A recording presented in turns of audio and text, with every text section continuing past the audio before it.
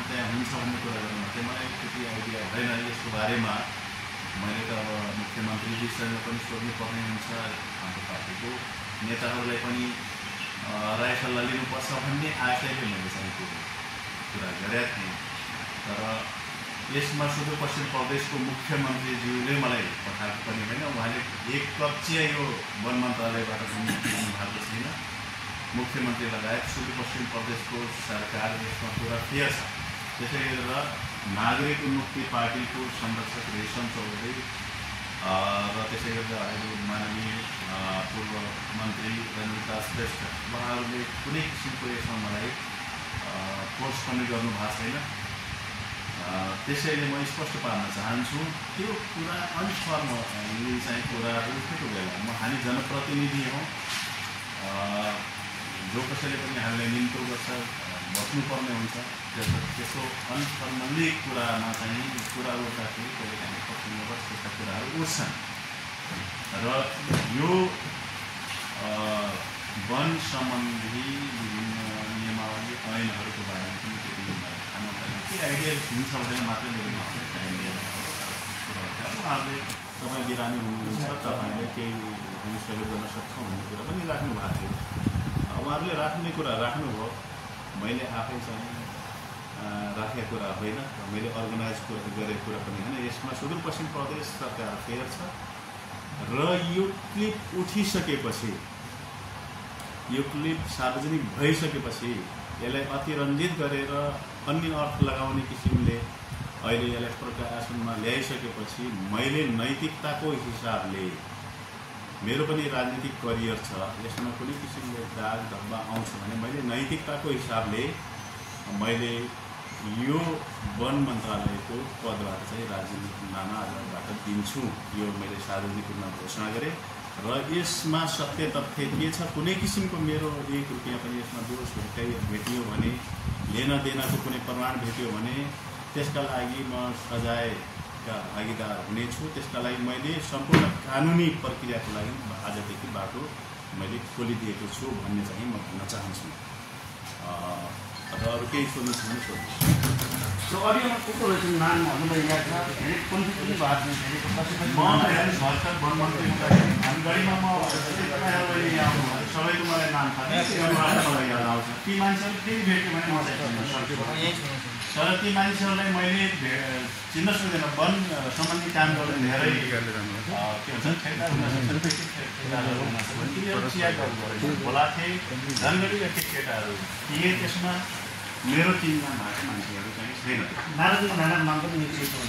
नारदमुनि राणा चाहिँ एकचोटि भेट्न आउनु भएको थियो। उहाँ पूर्व वन मन्त्री भएको हुनाले मैले उहाँसँग चाहिँ केही कुरा चाहिँ सल्लाह चाहिँ बुझ्नको लागि एकचोटि बोलाएको थिएँ। मलाई त्यो बैठकमा हुनुहुन्थ्यो, त्यहाँ हुनुहुन्थ्यो। यहाँले भाद्रौको भन्नुभयो होइन, भाद्रको तर भिडियो अहिले सार्वजनिक भयो या मिडियामा आयो, के कारणले अहिले आएको छ? अहिले के कारणले आयो होला जस्तो लाग्छ यहाँपछि? मलाई 1 हप्ता पहिलेसम्म यो विभिन्न समितिहरूको के भन्छ समितिमा नियुक्ति छ नि मन्त्रालयको तर्फबाट, अनि त्यो नियुक्तिको लागि मलाई विभिन्न मान्छेहरूले मलाई जवाब दिइराखेको थिएँ र यो केस पनि मलाई सुनाएको थिएँ 1 हप्ता पहिले। केही अंश सुनाएको थिएँ, यतिकै मैले सुनेको थिएन र मलाई त्यति बेलैदेखि ब्ल्याकमेलिङ गर्न खोजिराखेका थिए।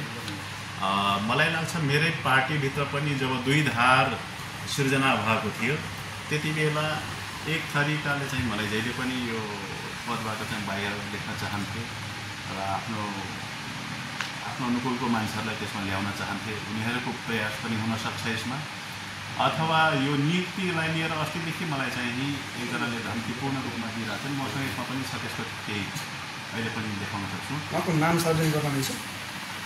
अब आवश्यक परेको खण्डमा म देखाउन पनि सक्छु, तर यसमा छ। ती मान्छेले मलाई मेसेजै गरेको छ, तपाईँको यो पद जान सक्छ, तपाईँले फलाना नियुक्त नगरेपछि तपाईँले चाहिँ जोखिममा पर्नुहुन्छ भन्ने कुरा राखेर मलाई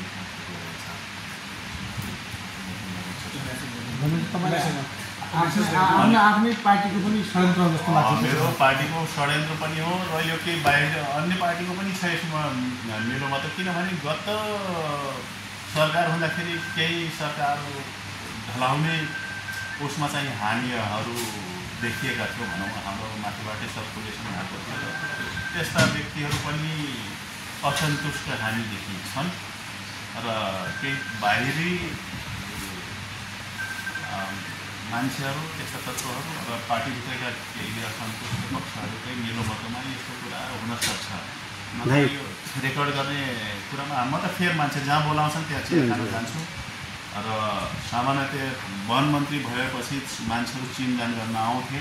सामान्यतया मलाई कोसेलीको रूपमा त्यो पहाडको के भन्छ त्यो सिमी घिउसम्म ल्याउने परिचय गर्ने त्यतिसम्म चाहिँ हो। यसमा चाहिँ यतिसम्म म चाहिँ भन्न सक्छु, मलाई चाहिँ मह, घिउ, यार्सा गुम्बा यस्ता चिज केही मान्छे ल्याएर पहाडतिरबाट परिचय गर्ने र आफ्नो कुराहरू राख्ने, चिनजान गर्ने त्यस्तासम्म चाहिँ थाहा हो। तर आर्थिक लेनदेन चाहिँ चलखेल कसैबाट यो जुन चाहिँ रकमै इङ्कित गरेर 1.5 लाख भनेर आएको छ नि, अब प्रस्ताव गर्ने मान्छेले जति पनि प्रस्ताव गर्न सक्छ। एउटा कुरा अब 1.5 लाख प्रस्ताव भयो, बोल्ने मान्छेको मैले मुख रोक्न सक्दैन। म बिरामी भएको देखेर तपाईँले सहयोग हुन्छ, हामी चाहिँ केही सहयोग गर्न सक्छौँ भन्ने कुरा चाहिँ त्यति बेला राखेको थियो। मैले चाहिँ चाहिन्छ तुरन्तै दिनुहोस् पनि भनेको छैन, पछि दिनुहोस् पनि भनेको छैन। उनीहरूले बोल्यो, मैले चाहिँ सुने। त्यति मुख्यमन्त्रीलाई मैले चाहिँ सोध्नुपर्छ, मेरो नेताहरूले मिलाउनुपर्छ यस्ता कुराहरू। मैले नबुझेर म चाहिँ केही गर्न सक्दैन भनेर मैले भने। उहाँहरूबाट चाहिँ कुनै प्रस्ताव पनि आयो, मलाई चाहिँ फोर्स पनि गर्नुभएको छैन, कसैले के गर्नुभएको छैन। मुख्यमन्त्री रेशमजी यसमा अफेयर हुनुहुन्छ। यो मामलामा यद्यपि मैले पनि आर्थिक चलखेलमा म पनि परेको छैन, तर बोल्ने मान्छे मसँग बोल्यो, प्रस्ताव गर्यो, कुरा राख्यो। कुरा राख्दै गर्दाखेरि उसले रेकर्ड पनि गर्यो होइन। त्यसले गर्दाखेरि अब यो कुरा अब शून्य लाग्छ। अन्त शङ्का गर्नेहरू अहिलेको अवस्थामा जुन किसिमले देशमा अस्थिर राजनीति चलिराखेको छ, विभिन्न किसिमका अहिले गणतन्त्र विरोधीहरू, लोकतन्त्रका विरुद्धमा चल्नेहरू जुन किसिमले चलखेल गरिरहेका छन्, उनीहरूको इन्टेन्सन हुनसक्छ। त्यसैले यसमा धेरै कुरा म भन्न चाहदैन। म यति भन्न चाहन्छु कि यो ब्लेम मलाई लागिसकेपछि र एउटा अडियो सहितको यो प्रकाशन भइसकेपछि मैले नैतिकताको हिसाबले मैले यो वन मन्त्रालयको पदमा बसिरहन उचित हुँदैन। यसका लागि मैले चाहिँ अन्य साथीहरूको लागि, यो सरकारको लागि मार्ग चाहिँ प्रशस्त गर्न चाहन्छु।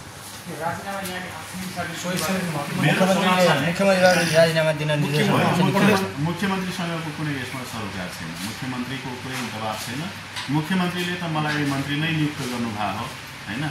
त्यसैले म चाहिँ एउटा राजनीति गर्ने हो, राजनीति बुझ्ने मान्छेले जहिले पनि यस किसिमको कुनै किसिमको ब्लेम लाग्छ भने कुनै मार्ग प्रशस्त गर्नुपर्छ।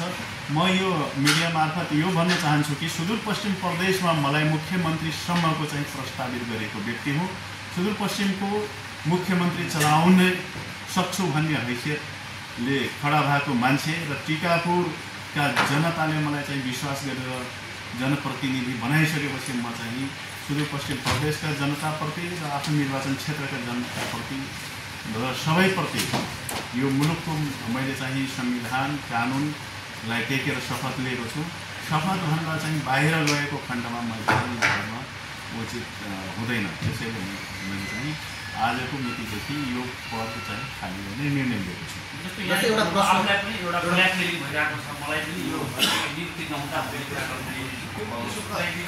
नामै चाहिँ दिनुभयो भने मेसेजको कुरा गर्नुभएको छ, मोबाइलमा मेसेज देखाउँछु भन्नुभएको छ। अनि मोबाइलमा मेसेज देखाउन मिल्ने उहाँको नामै खुलाउनु चाहिँ नमिल्ने छ। धम्की दिने व्यक्ति, नामै भन्नाले अब धम्की दिने व्यक्तिहरूको नाम खुलाइदियो भने के हो? तपाईँ अस्ति नै एक हप्ता पहिले म डायलाइसिस गरिरहेको थिएँ नवजीवन अस्पतालमा। त्यहाँ केही व्यक्तिहरू मदिरा पान गरेर मलाई चाहिँ फलाना मान्छे नियुक्त गर्नुहोस्, नभए तपाईँको पद धरापमा जान्छ, म चाहिँ त्यो गर्छु भनेर मलाई। तपाईँकै पार्टीको हो कि बाहिरको मान्छे? पार्टीको मेरै पार्टी चाहिँ नियुक्ति नगर्दाखेरि तपाईँले यो अडियो चाहिँ 6-7 महिना पहिले भदौतिरको हो। त्यति बेला त यो वन सम्बन्धी कुनै गतिविधि सरकारले बजेटै ल्याएको थिएन होइन। मलाई यो वन सम्बन्धी आइडिया पनि थिएन। तपाईँको यो अडियो सार्वजनिक भइसकेपछि, समाचार आइसकेपछि आज बिहान मुख्यमन्त्री कार्यालयमा मन्त्रीहरूलाई बोलाएर बैठक पनि भयो र तपाईँले पनि बोलाएर छलफल भएको हो। मुख्यमन्त्रीजीले मलाई भन्नुभयो तपाईँको यो अडियो आएको छ, यो के हो? तपाईँले आफ्नो तर्फबाट आफ्नो धारणा स्पष्ट राख्नु। त्यसपछि त्यही बैठकबाटै तपाईँ यो राजीनामा दिने मूल बनाउनु होइन। उहाँ त्यहाँ मलाई केही भन्नु भएन। मैले चाहिँ अहिले तपाईँहरूको नाममा अहिले चाहिँ मैले डिसिजन गरेको छु। मैले यो राति नै अडियो सुनेको थिएँ। निर्देश दिएपछि बिहान मुख्यमन्त्रीजीले यो अडियोको बारेमा के पठाए मलाई स्पष्टीकरण दिनुहोस् भनेर बोलाउनु भयो। त्यो बोलाइसकेपछि मैले चाहिँ यो थाहा गरेको। तपाईँ बिरामी हुँदा धम्की दिने व्यक्तिको नामै सर्किल गर्दा त्यति गाह्रो के हुन्छ? तपाईँले हस्पिटलमै गएर उहाँले धम्की दियो भन्नुभएको छ होइन? हो, म यो नवजीवनको 1 हप्ता पहिलेको डायलाइसिसमा त्यहाँ सिस्टरहरूलाई सोध्नुहोस्। कुनै मान्छे रातिको टाइममा डायलाइसिस गर्दाखेरि कोही मान्छे आएर त्यहाँ मन्त्रीजीलाई त्यो कोर्स गरिरहेको थियो, उहाँको प्रेसर कति थियो त्यो दिन सोध्नु होला। त्यो बेला मेरो 190/100 भन्दा माथि थियो मेरो प्रेसर, डिस्टर्ब गरिराखेको थियो। त्यो नर्मल्ली मेरो चाहिँ 140बाट 80-70 मेरो प्रेसर हुन्थ्यो, त्यतिसम्म भएको। यो विभिन्न अहिले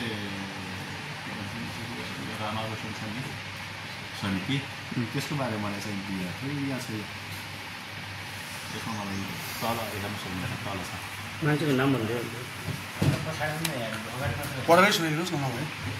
तपाईँ यहाँबाट हजुरले पढेर सुनाउँदा अझ बेस्ट भयो।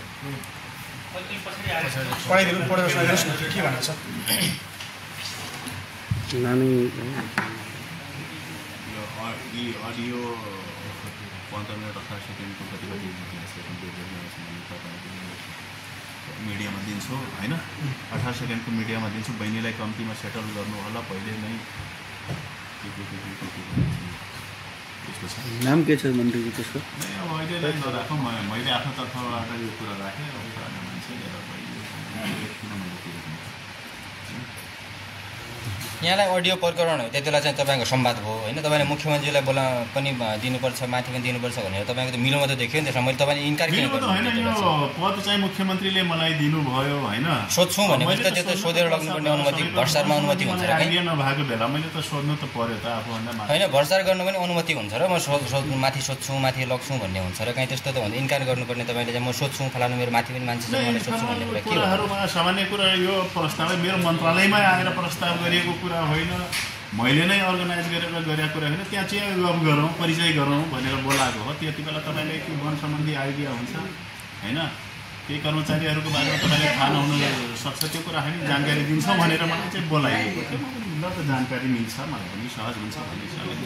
यसपछि यहाँले मुख्यमन्त्रीलाई यो विषयमा जानकारी गराउनु भयो कि भएन? तपाईँले म पछि सल्लाह गर्छु सोध्छु।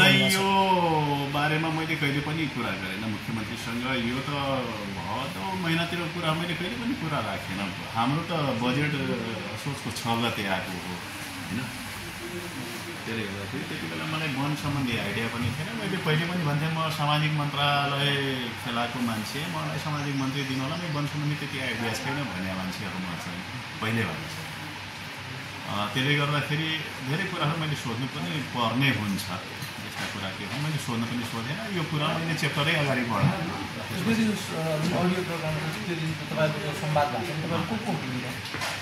त्यसमा नयाँ केटाहरू थिए, यो धनगढीतिरको थिए या कता मन्त्रालयको त फाँटो पैसा तपाईँको त सचिवालय सबै छ, उहाँहरूले तपाईँलाई भेट्ने वातावरण छनौट गरेर भेटाउनु पर्छ नि। यसरी अब होइन, म डायलिसिस गरिरहेको थिएँ, डायलिसिसको क्रममै चाहिँ आएको थियो मलाई। डायलिसिसमा प्रायः हुँदैन, मेरो पिएसओ हुन्छ, मेरो उयो हुन्छ, ड्राइभर हुन्छ, सामान्यत त्यति त हो।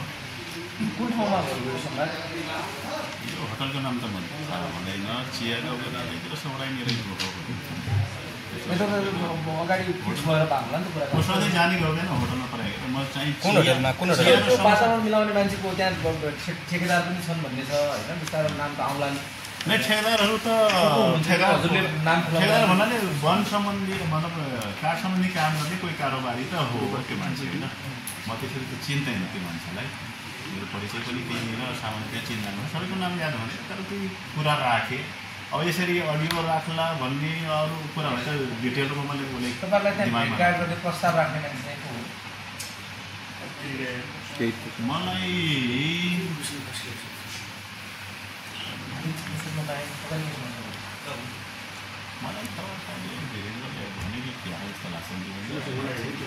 उसँग निवासमा मेरो केटाको